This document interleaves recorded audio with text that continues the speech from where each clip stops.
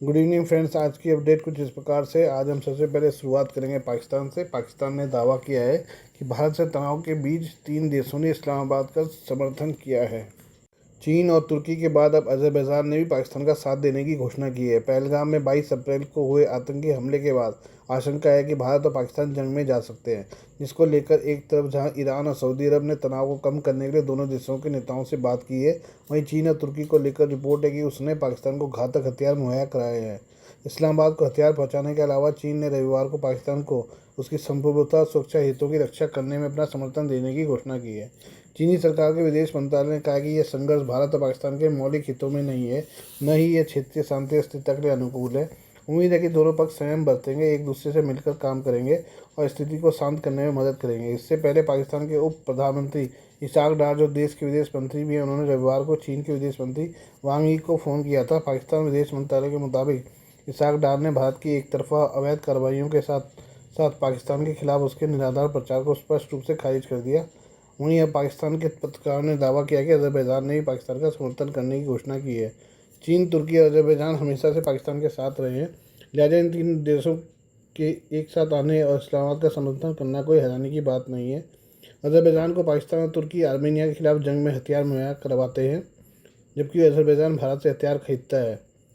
China Pakistan economic corridor के तहत चीन ने पाकिस्तान में अरबों डॉलर का निवेश किया है और चीन को डर है कि युद्ध की स्थिति में भारत चीन के बनाए गए बंदरगाहों पर हमले कर सकता है। भारत ने अपना एक एयरक्राफ्ट कैरियर अरब सागर में भी भेज दिया है, जो ग्वादर बंदरगाह के लिए खतरा बन सकता है।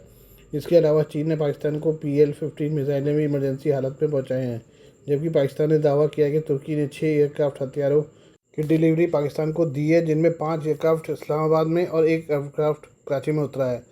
दूसरी तरफ पाकिस्तान और तुर्की इस्लाम की बुनियाद पर एक दूसरे का समर्थन करते हैं। तुर्की पाकिस्तान को हथियार भी बेचता है। पाकिस्तान ने तुर्की से मिलगम क्लास युद्धपोत भी खरीदा है। कश्मीर मुद्दे पर तुर्की खुलेआम पाकिस्तान का समर्थन करता रहा है।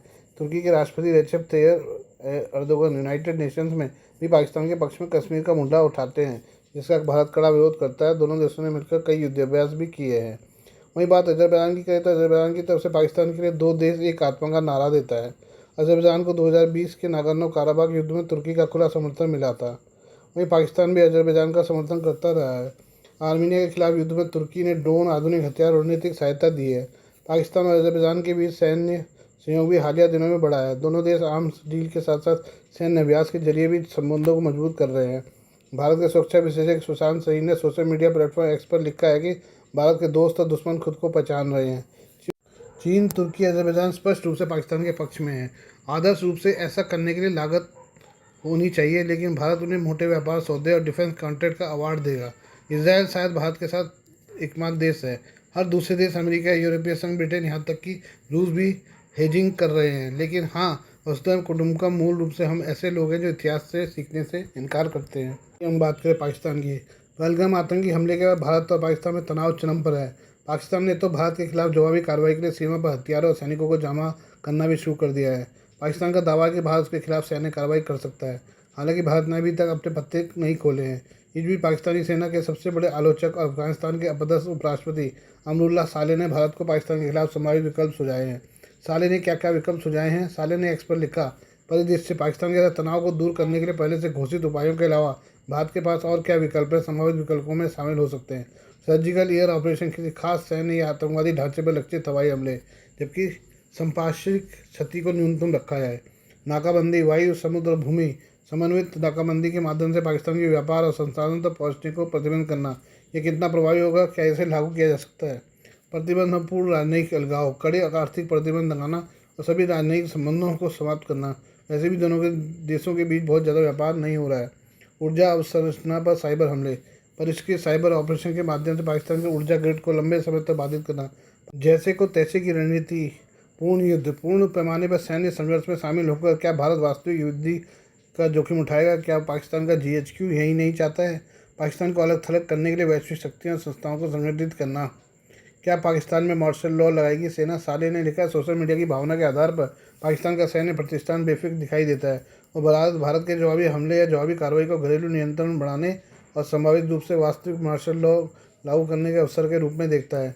यह धारणा उनके मुखर रूप को और मजबूत कर सकती है, जिससे भारत की रणनीतिक गणनाएँ जटिल हो सकती हैं। यानी भारत से लड़ने के नाम पर सेना अपने ही देश को बंधक बना सकती है।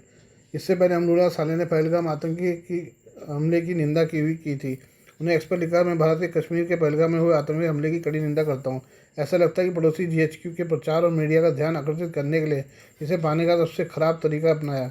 अगर हमला करने वाले आतंकवादियों को पकड़ लिया जाता है तो मुझे लगता है कि उनके हथियार संभवतः तालिबान के डिपो से तथाकथित गायब और खोए हुए हथियारों का हिस्सा होंगे। लापता खोए हुए शब्द का मतलब कुछ भी हो सकता है। और वैसे इस समय अफगानिस्तान की कश्मीर के साथ कोई भूमि सीमा नहीं है। एक पारिस्थितिक तंत्र आतंकवादियों का अपेक्षाकृत आसानी से काम करने में सक्षम बनाता है। ये हम बात करें पाकिस्तान के आईएसआई की। पाकिस्तान की खुफिया एजेंसी आईएसआई के पूर्व प्रमुख लेफ्टिनेंट जनरल असद दुरानी ने एक लेख में पाकिस्तान की पोल खोलकर रख दी है। उन्होंने अपने लेख में लिखा है कि पाकिस्तान पूरी तरह से विभाजित देश है, जिनका नेतृत्व पूरी तरह से कमज़ोर हाथों में है और ये देश कई तरह की समस्याओं से घिरा हुआ है, जबकि भारत के साथ कई शक्तिशाली देश खड़े हैं। उन्होंने लिखा कि अगर मोदी सरकार के सिंधु जल संधि रोके जाने से पंजाब और सिंध प्रांत के लोग लड़ाई से पीछे हट गए हैं तो दिल्ली को एक धन्यवाद लेटर लिखना चाहिए। इसके अलावा उन्होंने फ्राइडे टाइम्स में लिखा है कि हमारे दुश्मन ने हमारे ऊपर सिर्फ एक यही उपकार बल्कि पहलगाम के मुद्दे ने इस मिथक को भी तोड़ दिया है कि चीन को काउंटर करने के लिए भारत का समर्थन करने वाले डोनाल्ड ट्रंप के आने से पाकिस्तान को कोई फ़ायदा मिल सकता था। असद दुरानी ने कहा है कि भारत के लिए इसराइल के समर्थन के बारे में भी कभी कोई संदेह नहीं था, लेकिन हमारा यह मानना है कि इसराइल को मान्यता देने से ये दुष्ट राज्य कभी भी हमारा काम आएगा। इसकी संभावनाएं भी ख़त्म हो गई हैं, लेकिन उन लोगों को भ्रम सबसे ज़्यादा टूटा है जो ये मानकर चल रहे थे कि कुछ भी हो जाए सऊदी अरब तो हमारे साथ ही रहेगा।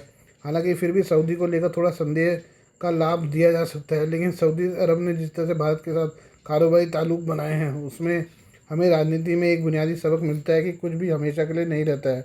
असद दुरानी ने कहा कि जो अरब देश बगल में होकर फ़िलिस्तीन की मदद करने नहीं गए, वो अरब देश भला पाकिस्तान की मदद करने क्यों आएंगे, हमारे लिए अरबों डॉलर का दाव क्यों लगाएंगे। इसके अलावा उन्होंने पाकिस्तान पर तंज कसते हुए कहा कि ऐसे भी सऊदी अरब हमारी परवाह नहीं करेगा कि कुछ डॉलर में हमें फिर से ख़रीदा जा सकता है। असद दुरानी ने सवाल उठाते हुए पूछा कि क्या यह वास्तव में मायने रखता है कि पहलगाम किसने किया। अगर इरादा पाकिस्तान को कटघरे में खड़ा करने का था तो गंगा एयरलाइंस अपहरण 1971 के वक्त किया जा सकता था। उन्होंने कहा कि परमाणु हम एक अच्छा डेटरेंट है, लेकिन परमाणु हथियारों की अपनी सीमाएं हैं। उन्होंने लिखा है कि लेकिन सबसे प्रभावी फैक्टर जो किसी हमलावर को दूर रखता है वह है हमारी प्रतिक्रिया की विश्वसनीयता, जिसके लिए राष्ट्रीय संकल्प की आवश्यकता हो। लेकिन पाकिस्तान में ऐसा कुछ नहीं है। ऐसा कि पूर्व चीफ दुर्रानी ने कहा कि पाकिस्तान के लिए सबसे बड़ा खतरा बाहरी नहीं बल्कि आंतरिक है। उन्होंने कहा कि देश आर्थिक संकट, राजनीतिक अस्थिरता, सामाजिक विभाजन जैसी समस्याओं से जूझ रहा है। बलूचिस्तान जैसे देश क्षेत्रों में लोगों में राजनीतिक उपेक्षा की भावना है जो असंतोष को जन्म देती है। इसके अलावा उन्होंने ये भी लिखा कि हमारा वर्तमान नागरिक सैन्य संकट पिछले 7 दशकों में सबसे अधिक विभाजनकारी रहा है। दुरानी ने माना है कि पाकिस्तान में सेना की राजनीतिक मामलों में हस्तक्षेप एक वास्तविकता है जो देश के लोकतंत्र के लिए हानिकारक है। उन्होंने कहा कि सरकार की विश्वसनीयता पर सवाल उठते हैं जब लोगों को लगता है कि उसे सेना ने सत्ता में लाया है और पाकिस्तान में अंदरूनी हालात आज की तारीख में ऐसे ही हैं। Please do like, share and subscribe this channel of my news, views and analysis by Prakash.